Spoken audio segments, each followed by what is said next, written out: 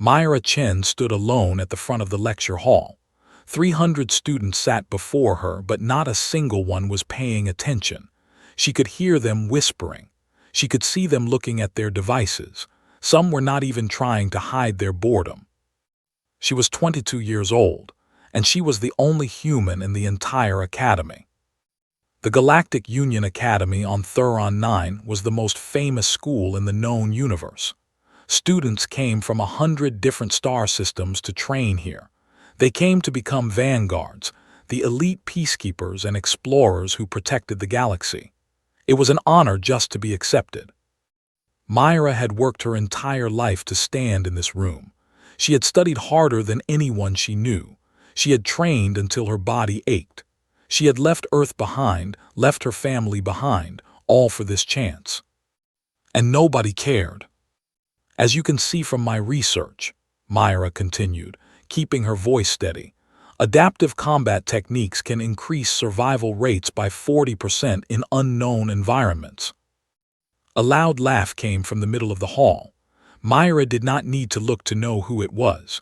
Krathsil, a Vorun warrior with 4 massive arms and skin like gray stone, was talking to his friends. He was not even pretending to listen. The Vorun were the strongest species in the galaxy. Everyone knew this. They stood 8 feet tall and could lift objects that weighed tons.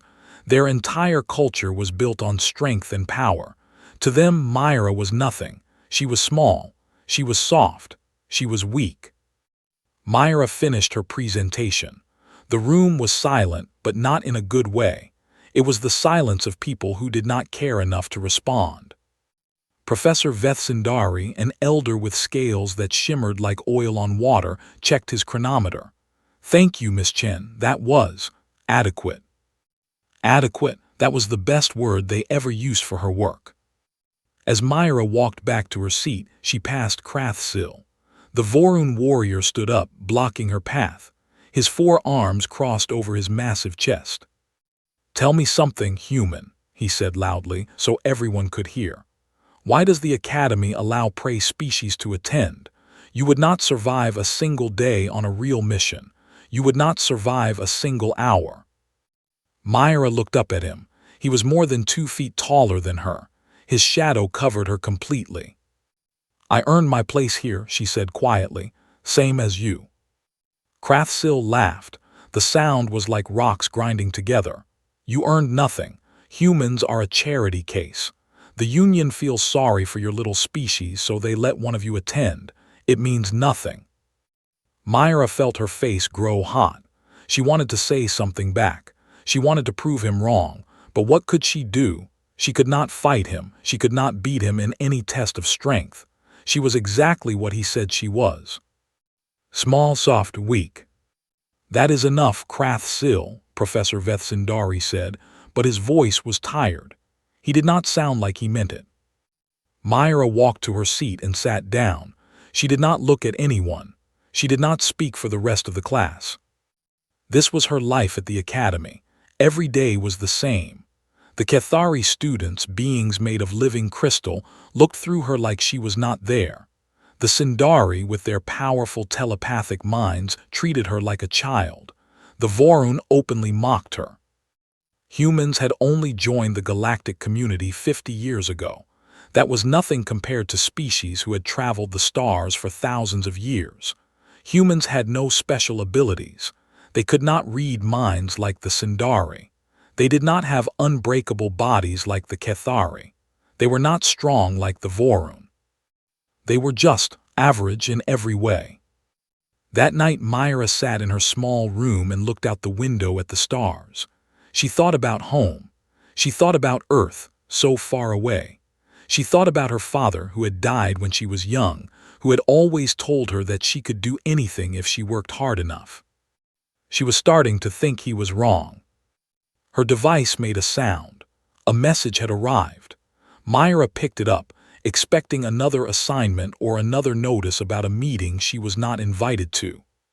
But this was different. "Congratulations," the message read. "You have been selected for the Proving Ground trial. Report to the Hall of Founders tomorrow at dawn." Myra read the message 3 times. The Proving Ground trial was legendary. It was a voluntary test that could change a student's entire future. Those who passed became Vanguard candidates immediately. They skipped years of training. They earned respect that could not be taken away. But no human had ever attempted it. Myra did some research. She learned that the trial took place in the Hall of Founders, an ancient chamber filled with relics from civilizations that had died long before the current Union existed. Students had to prove their worthiness by interacting with these artifacts. Most failed. A few managed to activate minor relics. And then there was the Hammer of Korath. The hammer had sat in the center of the hall for 11,000 years. It had not moved in all that time. The artifact created its own gravity, pulling down with a force that no one could overcome. Every species in the galaxy had tried to lift it. The strongest Vorun warriors, the most powerful Sindari minds, beings that existed in multiple dimensions at once. None of them had succeeded. The hammer was impossible. Everyone knew this. Myra put down her device and looked at her hands. They were small hands, human hands, soft and weak and utterly unremarkable. But she thought about her father again. She thought about all the times she had been told she was not good enough. She thought about Krathsil's mocking laughter and the professor's tired voice, and the students who looked through her like she was made of glass. She had come too far to give up now. Tomorrow she would go to the Hall of Founders. She would take the trial. She would probably fail just like everyone expected her to fail. But she would try. That was all she had ever done. That was all humans had ever done. They tried and they failed and they got up and tried again. It was not special. It was not impressive. It was just what they were. Myra did not sleep that night. She watched the stars spin slowly past her window and waited for the dawn. She did not know that her life was about to change forever. She did not know that the galaxy was about to learn what humans really were. All she knew was that tomorrow she would stand in that ancient hall and she would not let them see her break. Whatever happened next, she would face it the way she had faced everything else in her life. One stubborn step at a time. The Hall of Founders was carved into the heart of a dead moon. Myra stood at the entrance and felt very small. The doors were 100 feet tall, made of metal that had been forged before her species had learned to make fire. Strange symbols covered every surface, glowing with a soft blue light that seemed to pulse like a heartbeat. 40 candidates had gathered for the trial. Myra recognized most of them. There was Krathsil, of course, standing with the other Vorun warriors. There were Cathari students, their crystal bodies catching the strange light and scattering it into rainbows. There were Sindari, Molten, and beings from species Myra did not even have names for. She was the only human, as always. The doors opened slowly, and the candidates walked inside. The hall was enormous. It stretched so far that Myra could not see the other end. Relics filled the space, sitting on pedestals of stone and glass. Some of them hummed with energy. Some of them were silent and still. All of them were old beyond imagination. But Myra was not looking at the relics along the walls. She was looking at the center of the hall. There, on a pedestal of black stone, sat the Hammer of Korath. It was beautiful. The handle was wrapped in leather that had somehow not rotted in 11,000 years. The head was made of a metal that seemed to shift colors as Myra watched, moving from silver to gold to something that had no name. It looked heavy. It looked powerful. It looked impossible. "Welcome to the Proving Ground," a voice said. It came from everywhere at once. "You have been chosen to demonstrate your worthiness. Approach the artifacts. Show us what you are." The candidates spread out. Some went to the smaller relics along the walls. A Sindari student managed to activate a floating sphere that began to orbit around her head. A Cathari touched a crystal rod, and it sang with a pure, clear note. But everyone kept looking at the hammer. Krathsil was the first to approach it. Of course he was. The Vorun walked with the confidence of someone who had never failed at anything physical in his entire life. His 4 arms hung loose at his sides. His stone-like skin seemed to glow with inner strength. "Watch and learn. Little ones," he said to the other candidates, "I will show you what true power looks like." He wrapped all 4 of his hands around the hammer's handle. His muscles tensed. Myra could see the power building in his body, the biological systems that made the Vorun the strongest species in the galaxy activating all at once. Krathsil pulled. The hammer did not move. He pulled harder. The veins in his neck stood out like ropes. His teeth ground together. A sound came from his throat, half growl and half scream. The hammer did not move, not even a little, not even by the width of a hair. Krathsil let go and stumbled backward. He was breathing hard. His hands were shaking. For the first time since Myra had known him, he looked confused. "Impossible," he whispered. "I am the strongest in my generation. I have lifted ships. I have broken walls with my bare hands. This cannot be." But it was. Other candidates tried. A Molten, a being that existed partially in dimensions that Myra could not see or understand, tried to approach the hammer from angles that should not have been possible. It did not work. The hammer was locked in all dimensions, not just the 3 that humans could perceive. The Sindari tried telekinesis. They joined their minds together, 5 of them working as one, pushing with mental force that could have crushed a small building. The hammer ignored them completely. A Kethari tried to phase shift through the gravity field, hopping to touch the hammer from inside the effect rather than outside. He screamed as the field caught him and threw him across the room. His crystal body cracked in 3 places. One by one, the candidates failed. And then there was only Myra. She had been standing at the back of the group, watching everything. She had seen the strongest beings in the galaxy try and fail. She knew she had no chance. She knew that everyone expected her to fail even worse than the others. But she had not come all this way to stand and watch. Myra walked toward the hammer. Her footsteps echoed in the suddenly silent hall. Everyone was watching her now. She could feel their eyes on her back. Someone laughed. It was a short, sharp sound. More laughter followed. "Is she serious?" a voice whispered. "The human thinks she can lift the hammer. This will be entertaining at least." Myra ignored them all. She walked until she was standing in front of the pedestal. The hammer was right there, close enough to touch. She could feel its gravity now, a gentle pull that seemed to want to drag her down to her knees. She looked at her hands, small hands, soft hands, human hands. Krathsil's voice cut through the silence. "Do not embarrass yourself, human. You do not belong here. You have never belonged here. Go home to your little planet and forget this foolishness." Myra looked at him, then she looked back at the hammer. She thought about her father. She thought about all the times she had fallen and gotten back up. She thought about every person who had ever told her she was not good enough. She reached out and wrapped her fingers around the handle. The metal was warm. That surprised her. She had expected it to be cold. Somewhere in the hall, a machine that had been silent for 11,000 years began to hum. Myra did not hear it. She did not see the lights that began to flicker on ancient panels. She did not notice the symbols on the walls beginning to glow brighter. She just gripped the hammer, took a breath, and pulled. The world seemed to stop. The laughter died. The whispers ended. Everyone in the hall stood frozen, staring at the small human woman with her hands on the impossible artifact.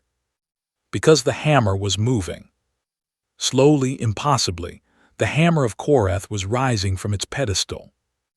It had not moved in 11,000 years. The strongest species in the galaxy had tried and failed. It was supposed to be impossible. But Myra Chen was lifting it. Her arms shook, her muscles screamed, sweat poured down her face. The gravity was crushing, heavier than anything she had ever felt. It wanted to push her down. It wanted her to let go. It wanted her to fail. She did not let go. She lifted the hammer higher up to her chest, and she held it there. The Hall of Founders erupted into chaos. But Myra did not hear any of it. She was too busy holding on. She would not let go. She would never let go. That was what it meant to be human. Alarms screamed through the Hall of Founders. Red lights flashed on walls that had been dark for thousands of years. Ancient machines woke from their long sleep, humming and clicking as they tried to understand what was happening. Myra stood in the center of it all, holding the hammer of Koreth. Her body was on fire. Every muscle burned. The gravity tried to crush her, tried to force her down, tried to make her surrender. But she held on. She did not know why. She did not know how. She just knew that she could not let go. Around her, the other candidates had forgotten their own tests. They stood frozen, watching something that should have been impossible. Krathsil's face had changed. The mockery was gone. In its place was something that looked almost like fear. One of his crystalline eye ridges had cracked from the shock. Academy officials rushed into the hall. They carried scanning devices and spoke rapidly into communicators. Professor Vethsindari was among them, his scales flashing through colors that Myra had never seen before. "Get me readings," someone shouted. "Get me everything. This has not happened in 11,000 years." The scanning devices pointed at Myra and the hammer. Data flooded across screens. Numbers and charts appeared and were immediately replaced by more numbers and more charts. Scientists argued with each other in languages that Myra did not understand. She did not care about any of it. She was too busy surviving. The gravity was not constant. That was the worst part. It pulsed. It changed. One moment it felt like a mountain was sitting on her shoulders. The next moment it shifted, pulling in a different direction, trying to twist the hammer out of her grip. Then it would spike again, harder than before. It was like fighting an enemy that never got tired and never stopped attacking. But Myra did not stop either. Minutes passed. They felt like hours. Myra's vision started to blur. Her arms were shaking so badly that she could barely control them. She tasted blood in her mouth from where she had bitten her tongue. Still, she held on.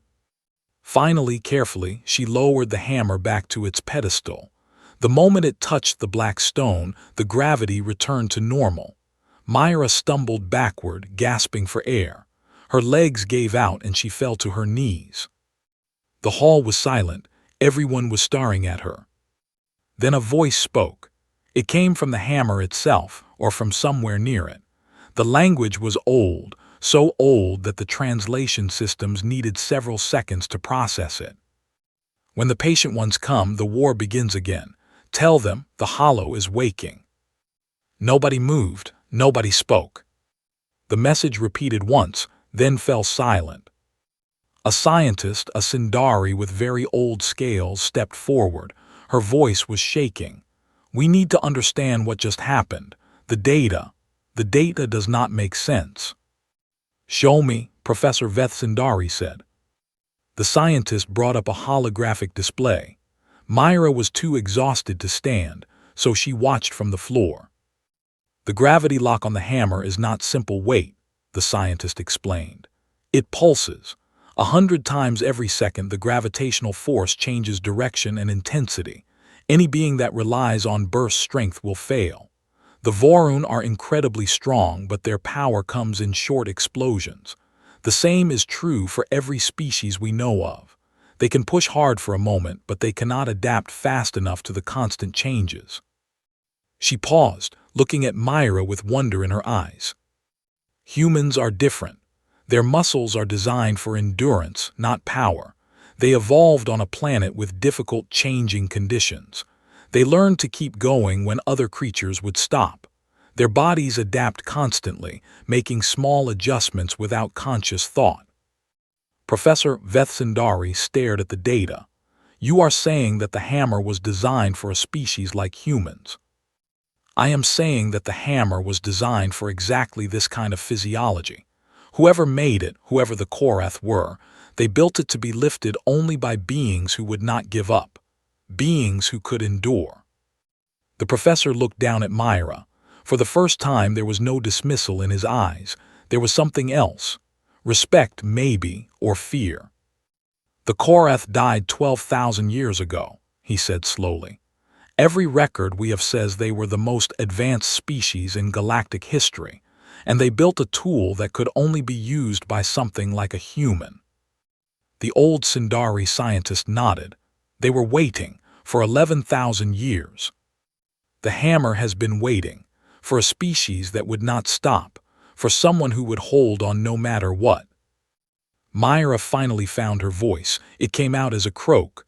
What did that message mean? What is the hollow? Silence fell again. The scientists looked at each other. The professor's scales went pale. We do not know, Professor Vethsindari said finally. Those records were sealed long ago. Only the highest levels of the Union have access to them. Then I think, Myra said, forcing herself to her feet, someone needs to unseal them. She stood there, a small human woman surrounded by beings twice her size, covered in sweat, barely able to stay upright. But she had done what none of them could do. She had lifted the impossible weight. She had proven something that the galaxy had forgotten. Strength was not always about power. Sometimes it was about refusing to quit. Krathsil walked toward her. Myra tensed, expecting more mockery, more insults. But the Vorun warrior did something unexpected. He lowered his head. I was wrong about you, he said quietly. I was wrong about your species. Myra looked at him for a long moment. Then she nodded. Yes, she said, you were. She turned and walked toward the exit.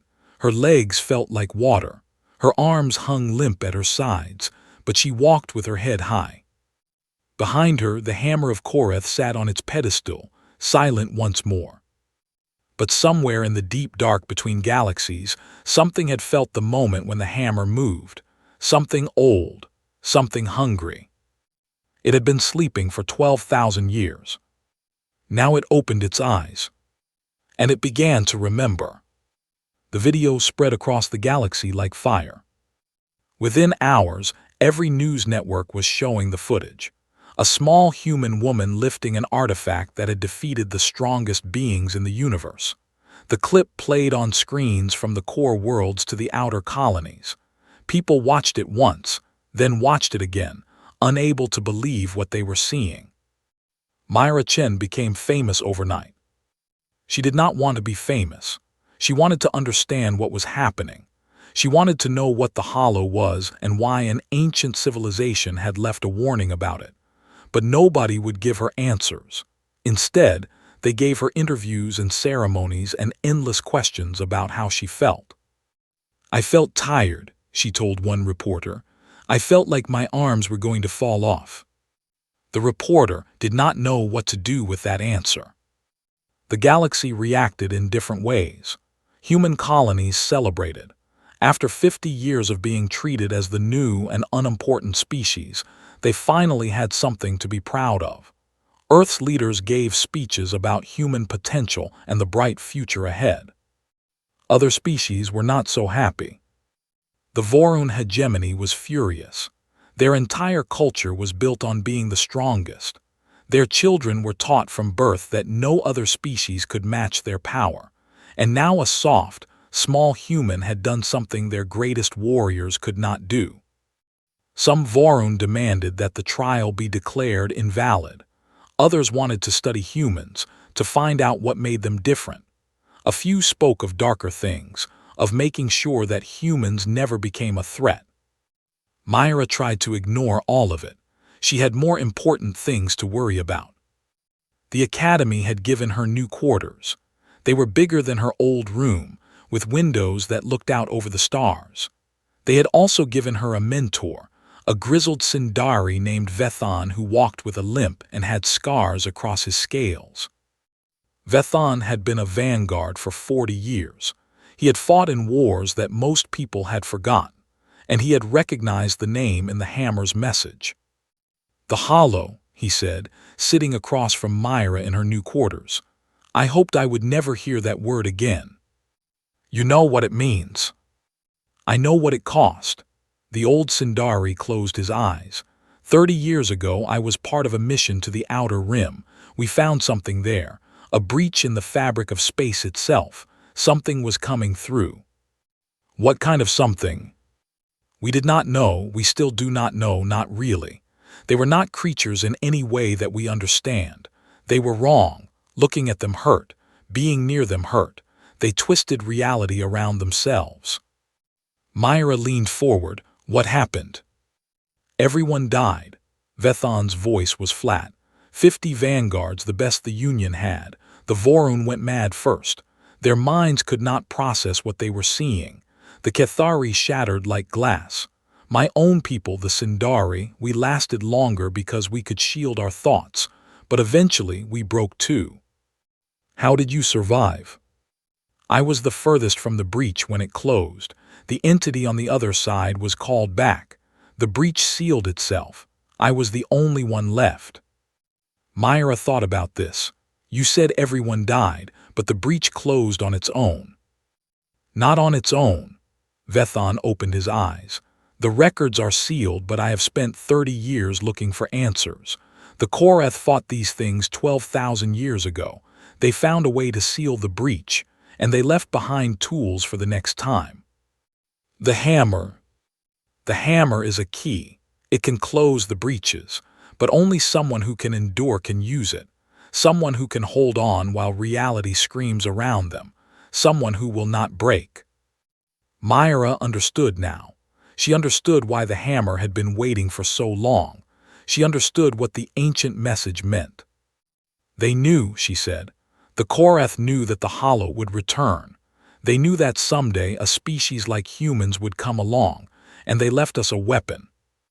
They left you a chance, Vethan corrected. Nothing more. The Hollow are still the most terrible enemy this galaxy has ever faced.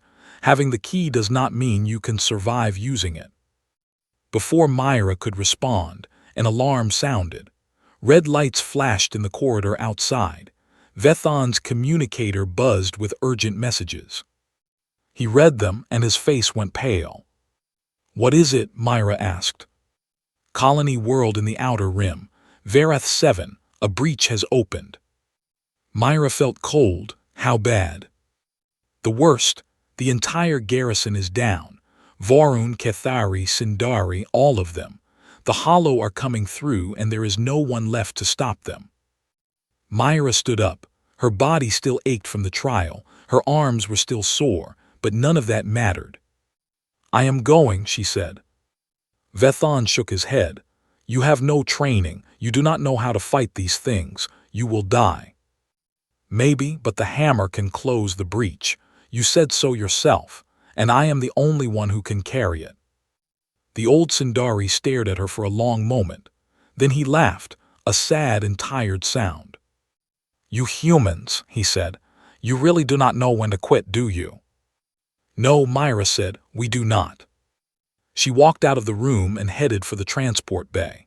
Behind her, Vethan reached for his communicator and began making calls. If the human was going to the Outer Rim, she would not go alone. The Union did not have many humans. They were scattered across the galaxy, working as traders and technicians and colonists. They were considered unremarkable, unimportant, easy to ignore. But when the call went out, they came. They came from mining stations and research posts. They came from cargo ships and small colonies. They were not soldiers. They were not warriors. They were just ordinary people who had watched a woman lift an impossible weight and felt something stir in their hearts. By the time Myra's transport was ready to launch, 23 humans had joined her. It was not an army. It was barely a squad. But it was enough to try. And trying was all that humans had ever done. Verath 7 was burning. Myra saw the colony from orbit, and her heart sank. Black smoke rose from shattered buildings. Emergency lights flashed across the surface, but no distress signals were broadcasting anymore. The people down there had either fled or stopped being able to call for help. The transport landed at the edge of the main settlement. Myra stepped out first, the hammer of Korath strapped to her back. The weight was crushing, but she had grown used to it during the journey. She had practiced carrying it every day, building her endurance step by step. Behind her came the other humans, 23 volunteers, a mining engineer named Thomas, a doctor named Yuki, a cargo pilot named James, ordinary people with ordinary skills. None of them had ever fought anything before. None of them had any reason to be here except that they wanted to help. Myra had never felt more proud of her species. The settlement was quiet, too quiet. They found bodies in the streets. Vorun soldiers, their massive forms crumpled like broken toys. Cathari guards, their crystal bodies shattered into pieces. Sindari officers, their eyes open and empty, their minds destroyed by something they could not comprehend. "What could do this?" Thomas whispered. "Do not look too closely." Myra said, "Do not try to understand, just keep moving." They found the breach at the center of the colony. It was a tear in reality itself. The air around it was wrong. Colors existed there that should not have been possible. Shapes moved inside the tear, shapes that hurt to see, shapes that whispered directly into the mind. "Give up," the whispers said. "Stop fighting. Let go. There is no point. There is no hope. You are nothing." Myra felt the despair wash over her. She felt her hands start to shake. She felt every doubt she had ever had about herself rise up like a wave, threatening to drown her. The other humans felt it too. She could see it in their faces. They were afraid. They wanted to run. But nobody ran. "Focus on me," Myra said loudly. "Do not look at the breach. Do not listen to the whispers. Think about why you came here. Think about the people who are counting on us." She unslung the hammer from her back and started walking toward the tier. The hollow came through then, 3 of them. They were not creatures in any normal sense. They were angles that should not exist, sounds that felt like knives, a presence that pushed against the mind like a physical force. The volunteers screamed. Some of them fell to their knees, but they did not break. They did not run. They were human. Myra kept walking. The hammer was heavy in her hands, so heavy that every step was agony. The gravity lock was active, trying to crush her, trying to make her drop it. The hollow whispered louder, showing her visions of failure, of death, of everyone she loved dying in pain. She ignored it all. She had been ignored her whole life. She had been told she was weak, she was small, she was nothing. She had learned to keep going anyway. She had learned that the voices that tried to stop her were just noise. These whispers were louder than anything she had faced before, but they were still just noise. Myra reached the edge of the breach. The hollow were close now, their wrongness pressing against her like a storm. She could feel her mind bending under the pressure.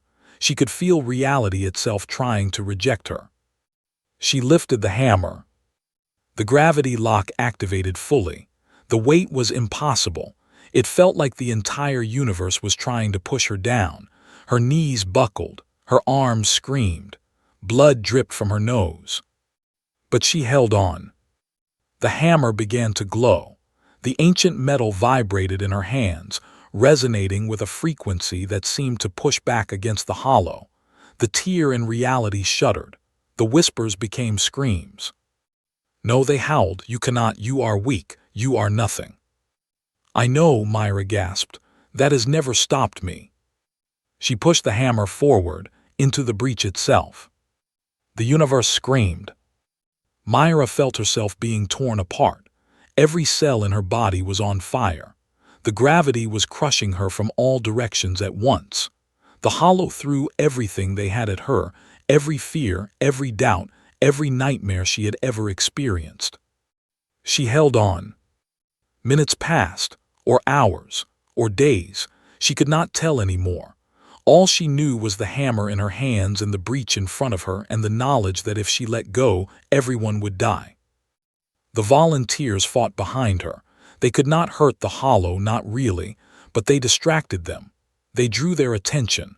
They gave Myra the time she needed. One by one, they fell. Thomas was thrown against a wall. Yuki collapsed from mental exhaustion. James stood until the very end, shouting defiance at creatures that could not be defied. But they gave Myra enough time. The breach began to close. The hollow screamed as they were pulled back to wherever they had come from. The tier in reality shrank, smaller and smaller, until there was nothing left but empty air. Myra dropped the hammer. She fell beside it, unable to move, barely able to breathe. Around her, the surviving volunteers slowly got to their feet. They were battered and broken, but they were alive. They had faced something that had destroyed the strongest warriors in the galaxy, and they had survived. Because they were human. Because they did not know how to quit. Myra woke up 3 weeks later in a Union medical facility. Her body was wrapped in healing machines. Everything hurt. But she was alive. Vethan was sitting beside her bed. The old Sindari looked tired, but he was smiling. "You did it," he said. "The breach is closed. The colony is safe." Myra tried to speak, but her throat was too dry. Vethan gave her water. "The Union has made a decision," he continued. "A new unit is being formed. Specialists who can face the hollow when they return, because they will return. The seals are failing across the galaxy." "What kind of unit?" Myra whispered. "They are calling it the Persistence. Humans mostly, but anyone who can endure is welcome." He paused. "They want you to lead it." Myra closed her eyes. She thought about the weight of the hammer. She thought about the screaming of the hollow. She thought about the volunteers who had followed her into hell. "The others," she said, "the ones who came with me, are they okay?" "Most of them survived. They are already asking when they can go back to training." Myra smiled. That was such a human thing to do. A knock came at the door. Myra looked up and saw Krathsil standing in the entrance. The massive Vorun warrior looked uncomfortable, like he did not know what to do with his 4 arms. "I heard what you did," he said quietly. "I heard that you closed a breach by yourself, that you held on for hours while reality tried to break you." Myra waited. Krathsil walked forward until he was standing beside her bed. For a moment, he said nothing. Then he lowered his head, a gesture of deep respect among his people. "I was wrong," he said. "About you, about your species. I thought strength was about power. I thought it was about how much weight you could lift or how hard you could hit." He looked up and his eyes were different now. There was no mockery in them, no dismissal, only understanding. "But real strength is about holding on when everything tells you to let go. Real strength is about getting up when you have every reason to stay down." He paused. "Humans have that strength. I do not know if my people do." Myra reached out with a hand that still shook from exhaustion. Krathsil looked at it for a moment, then carefully took it in one of his massive palms. "Then we will teach you," Myra said. "All of you. Because the hollow are coming back and we are going to need everyone." Krathsil nodded slowly. "Then we will learn." Outside the window, ships were launching into the dark. Human ships, Vorun ships, Kethari ships, Sindari ships. They were heading to the outer rim where more breaches were being detected. The galaxy had forgotten what humans were for. But now it was remembering. Myra watched the ships disappear into the stars, and felt something she had not felt in a long time. Hoping. The hollow would return. The war was just beginning. There would be more battles, more sacrifices, more moments when giving up would seem like the only option. But humans would be there. Stubborn, impossible, refusing to quit humans. And that made all the difference. Myra closed her eyes and let herself rest. Tomorrow, she would get up and start fighting again. That was what humans did. That was what they had always done. And that was why, in the end, they would win.